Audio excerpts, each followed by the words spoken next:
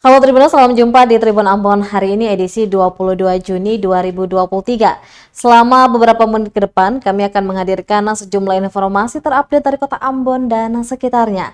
Bersama saya Tanita Patesina, inilah Tribun Ambon hari ini. Kita mulai dengan berita pertama.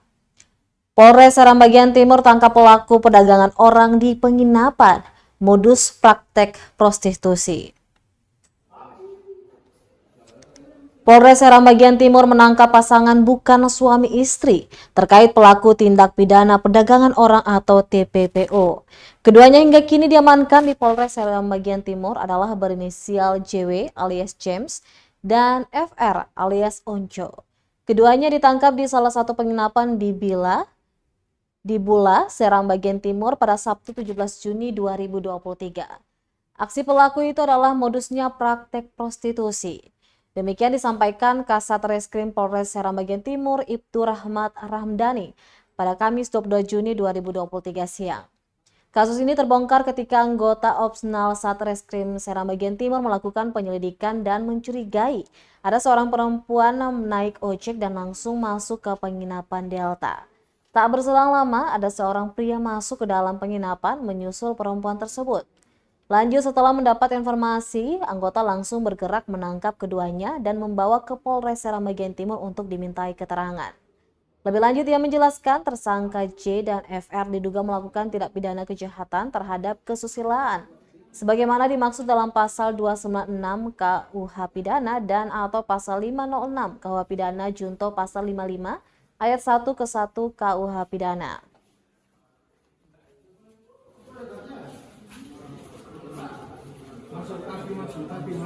Kasus tersebut adalah kasus kejahatan kesusilaan. Kasus tersebut termakan pasal 296 dan atau pasal 506 Yonto 55 KUH Pidana dengan ancaman hukumannya 1 tahun. Adapun kasus tersebut merupakan kasus TPPO di SBT yang pertama kita baru ketemukan dan baru ungkap. Jadi adapun kronologisnya bahwa yang bersangkutan TSK itu memberikan nomor-nomor WA-nya terhadap para saksi hidung belang yang berminat untuk mau atau berhubungan dengan perempuan, sehingga dari saksi-saksi tersebut menghubungi para tersangka J dan F melalui WA, kemudian mereka transaksi dan berjanji di satu hotel yang namanya Hotel Delta, dan pada saat melakukan transaksi dan berhubungan dan ditemukan oleh anggota, kemudian setelah didalami ternyata melakukan tindak pidana kesusilaan. Demikian.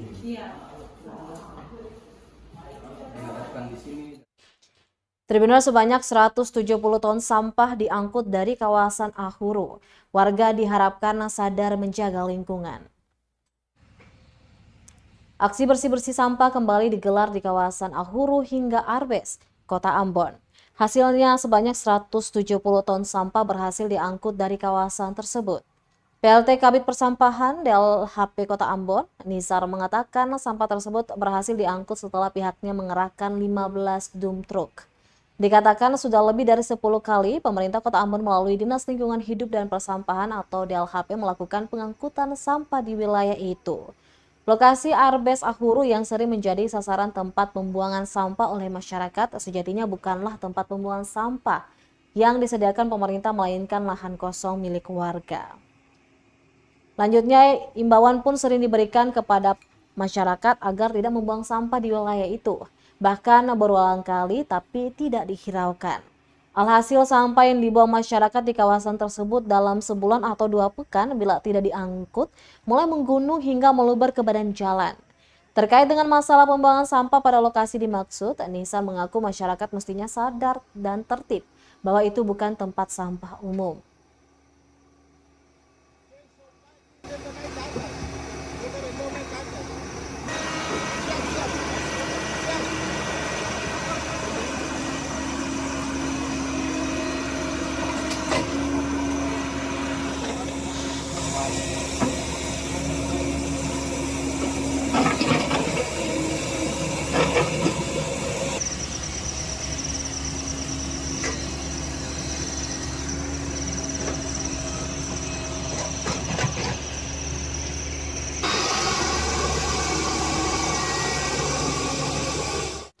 Masih seputar masalah sampah, Tribuners berhari-hari tak diangkut, tumpukan sampah di kawasan transit Paso ganggu pengguna jalan.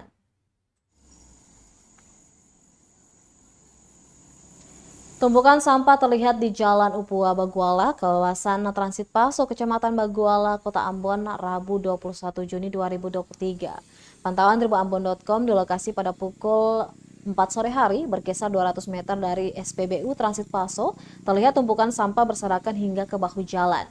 Bahkan beberapa hari terakhir ini sampah-sampah itu tak diangkut oleh petugas sampah. Alhasil bau menyengat mengganggu para pengguna jalan yang melintas, terkhususnya pengendara roda 2. Hal itu diungkapkan oleh salah seorang pengendara roda 2, Gabriel D5, yang mengatakan bahwa lokasi tersebut bukanlah tempat pembuangan sampah, namun warga kerap membuang sampah di situ. Sementara itu, Hanok Nahumuri, salah seorang warga sekitar, menapik jika sampah-sampah itu dibuang oleh warga di kawasan itu. Menurutnya, yang membuang sampah di situ merupakan warga dari tempat lain. Ia juga menjelaskan kebiasaan buruk masyarakat yang membuang sampah sembarangan akan membias ke masyarakat lainnya. Dirinya hanya bisa berharap agar petugas kebersihan mengangkat tumpukan sampah di daerah itu.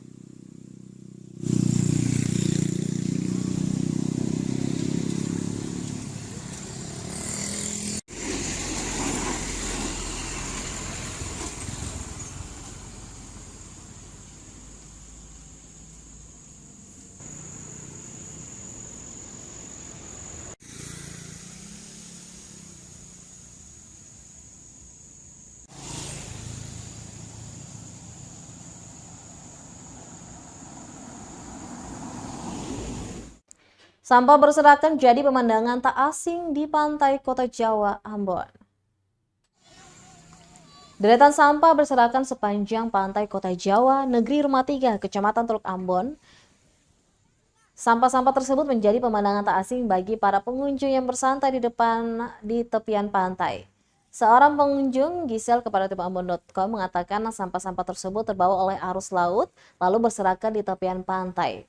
Hal serupa pun disampaikan oleh Udin, Ketua RW 07 Negeri Rumah 3. Menurutnya sampah-sampah ini bukan milik warga setempat namun terbawa oleh ombak. Terlebih pada waktu-waktu tertentu, sampah dari perairan sekitar tepian Kota Ambon terbawa ke pantai Kota Jawa. Ia mengatakan warga setempat membuang sampah selalu di tempat pembuangan sampah karena ada aturan warga yang membuang sampah ke laut akan didenda Rp500.000. Lanjutnya, sebagian besar warganya bermata pencaharian sebagai nelayan. Oleh karena itu, mereka juga ikut menjaga kebersihan dengan tidak membuang sampah sembarangan. Bahkan sebulan sekali, warga ikut membersihkan sampah di pantai itu. Sementara itu, pantauan tribuambon.com Selasa 20 Juni 2023 sekitar pukul 18 waktu Indonesia Timur, terlihat banyak sampah berserakan di tepian pantai Kota Jawa. Di antara tumpukan sampah, sampah plastik paling mendominasi, seperti botol bekas, styrofoam, bekas bungkusan makanan, dan sebagainya.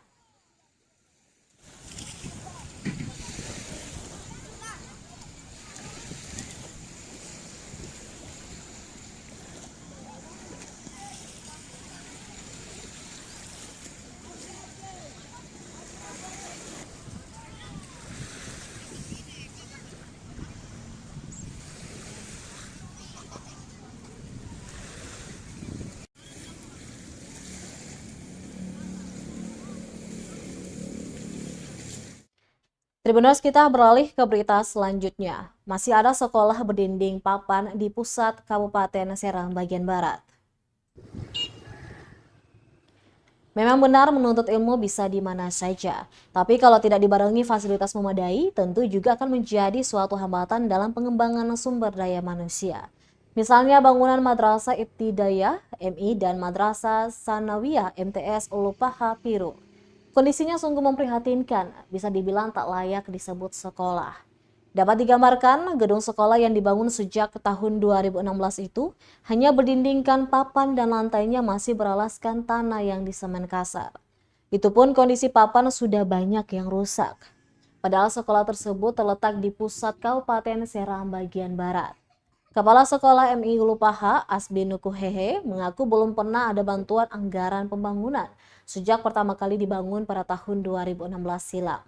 Untuk menunjang dan mendukung proses belajar mengajar siswa, pihak sekolah berulang kali mengajukan proposal bantuan ke Kanwil Kemenak Maluku dan pemerintah daerah Seram bagian Barat.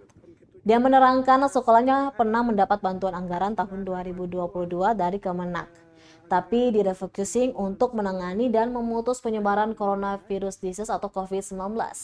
Setelah itu tidak pernah terdengar lagi kabar bantuan Kemenak tersebut.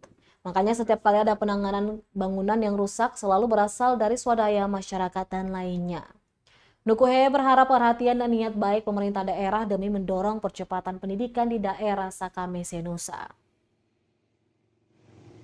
Tahun ke-7. Sampai hari ini apakah sudah ada bantuan anggaran untuk pembangunan sekolah yang lebih layak dan memadai? Sampai hari ini belum ada bantuan pemerintah secara langsung untuk membangun sekolah secara permanen, itu belum ada. Itu di waktu tahun 2020 itu memang pernah ada anggaran rencananya untuk mau dibangun, tapi karena alasan Covid anggarannya ditarik lagi sehingga sampai hari ini ketemu nanti sampai. Anggaran dari mana itu? Itu waktu itu dari Kementerian Agama pusat. Tapi sampai hari ini senggalan lagi dari Covid sampai sekarang.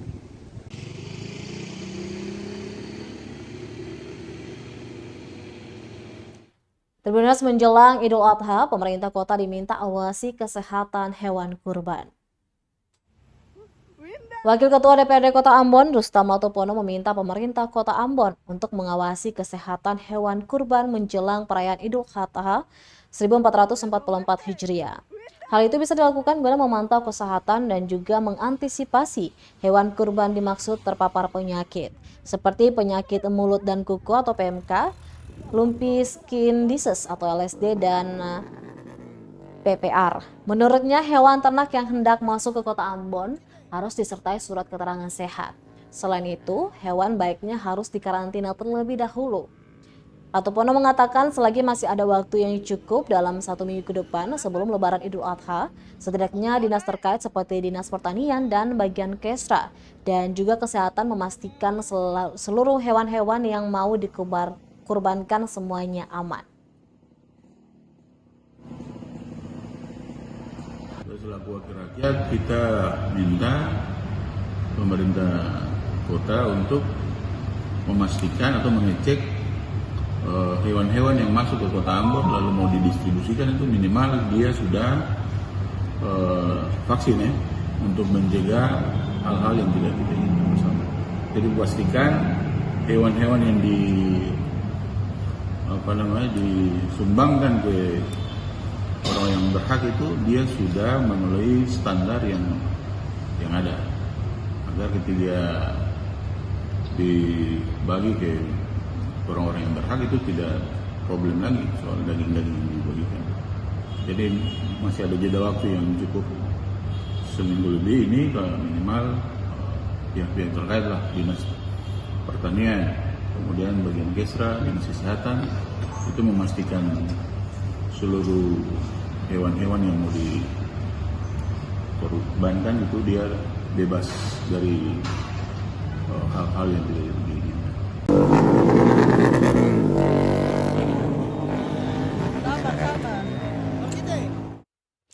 Terbinas nilai ekspor perikanan Maluku periode Januari hingga Mei 2023 naik 70,60%. Ekspor komoditi perikanan Maluku dari Januari sampai dengan Mei 2023 menunjukkan tren peningkatan yang signifikan dibanding tahun 2022. Kepala Balai Karantina Ikan dan Pengendalian Mutu Ambon, Hatta Arisandi, menjelaskan adanya peningkatan dari sisi volume komoditi yang diekspor dari Maluku. Hal ini turut berdampak pada nilai ekspor. Nilai ekspor komoditi perikanan Maluku pada periode Januari hingga Mei 2023 sebesar 28.215.329 US dollar. Jika dibandingkan dengan periode 2022 sebesar 16.538.486 US dollar, maka terjadi peningkatan nilai ekspor sebesar 70,60%. Dari sisi komoditi perikanan yang diekspor periode Januari sampai dengan Mei tahun 2023, didominasi oleh udang faname, ikan tuna, kerapu, dan kepiting bakau yang diekspor ke 12 negara, yaitu China, USA, Jepang, Hong Kong, Vietnam, Australia, Malaysia, Thailand, Singapura, Belanda, Filipina, dan Kanada. Negara Cina masih menjadi pasar utama komoditi perikanan dari Maluku dengan 4.471.933 kg. Disusul USA sebanyak 264.212 kg. Tren positif ekspor komoditi perikanan dari Maluku menunjukkan komitmen BKIPM Ambon untuk memberikan pelayanan prima kepada pelaku usaha perikanan di Maluku. Hal ini didukung sarana dan prasarana layanan publik yang semakin baik, layanan ekspor 24 jam per 7 hari. Berdasarkan audit Inspektorat Jenderal KKP Layanan Publik BKIPM Ambon mendapat kategori unit kerja A dengan pelayanan prima. Menurut Hatta Arisandi, untuk peningkatan ekspor komoditi perikanan Maluku dibutuhkan terobosan seperti akselerasi pelayanan dalam pemenuhan persyaratan ekspor bagi pelaku usaha. Adapun akses pasar dibuka seluas-luasnya bagi pelaku usaha untuk memenuhi permintaan negara tujuan ekspor.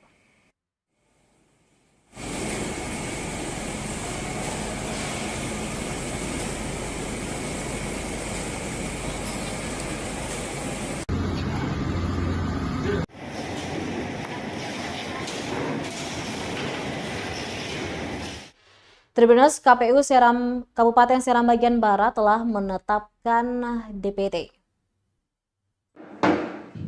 Komisi Pemilihan Umum KPU Kabupaten Seram bagian Barat tetapkan daftar pemilihan tetap atau DPT Pemilu 2024. Demikian disampaikan Ketua KPU Kabupaten Seram bagian Barat, Syarif Hehanusa kepada tribunambon.com Rabu 21 Juni 2023.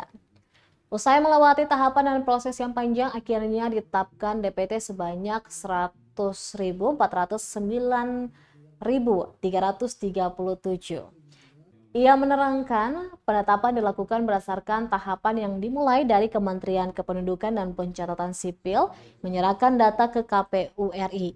Setelahnya, petugas pemutakhiran mencocokkan dan meneliti, kemudian PPS menyusun. Rekapitulasi tingkat PPS dan PPK terakhir di tingkat kabupaten. Terkait penyerahan DPT secara by name by address ke partai politik akan dilaksanakan paling lambat tanggal 27 mendatang. Rapat pleno rekapitulasi dan penetapan DPT diikuti pimpinan partai politik, TNI Polri, Disduk Capil, PPK, dan Bawaslu setempat. Merupakan rekapitulasi penetapan sekaligus penetapan data pemilih atau dikenal sebagai DPT, di mana itu merupakan data pemilih yang sudah pastinya dipakai untuk proses pemilu di 2024. Dari proses ini kami telah menetapkan sebanyak 149.337 pemilih, di mana pemilih ini telah melalui proses yang panjang dari mulai proses penyerahan F4 dari Dukcapil, Kementerian Pencatatan Sipil kepada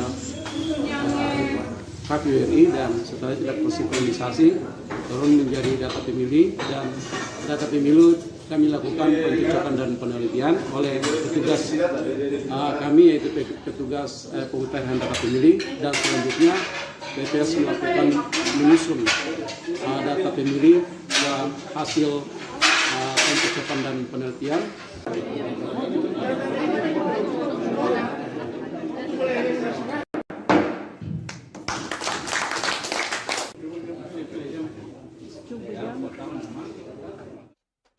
Kita beralih ke berita selanjutnya. Tribunus Waroeng Bakso Wayame, bakso prasmanan paling top di Wayame dengan topping serba 3.000-an. Bagi Tribunus, para pecinta kuliner bakso di Kota Ambon wajib mencoba bakso satu ini.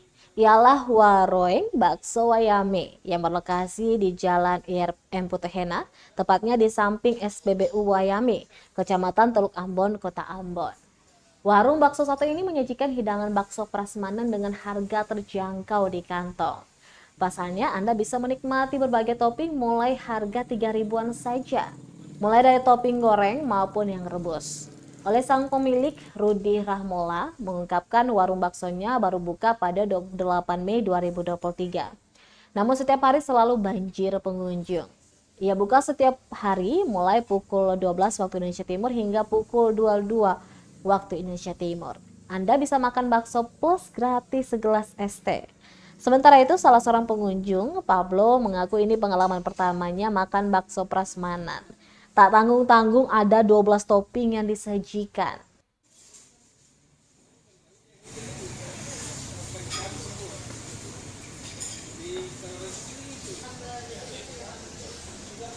Amo, amo, amo.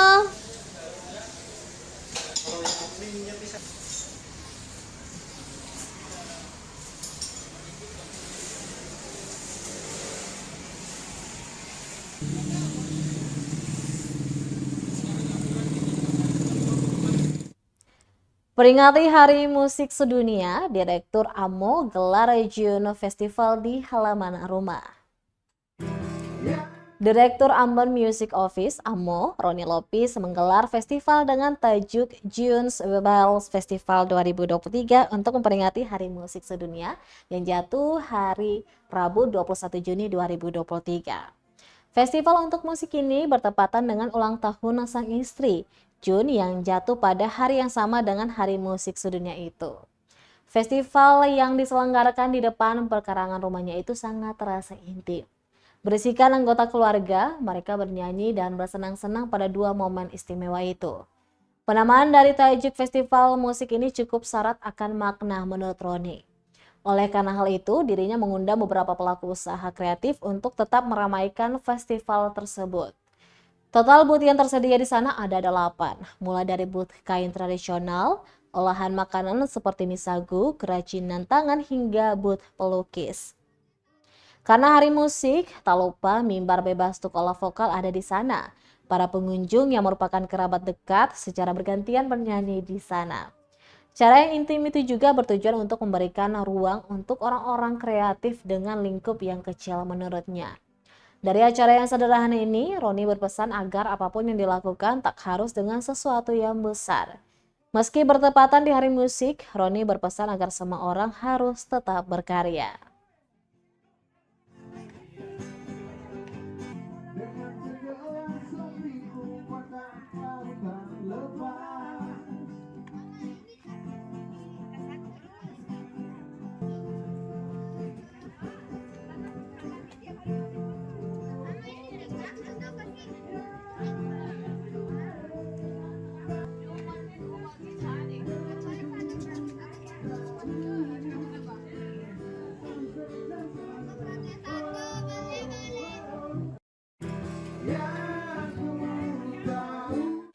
Baik Tribuners, demikianlah Tribun Ambon hari ini edisi 22 Juni 2023. Saya Tanita Patesina beserta kru yang bertugas undur diri. Sampai jumpa lagi dan matur. Terima kasih sudah nonton. Jangan lupa like, subscribe, dan share ya.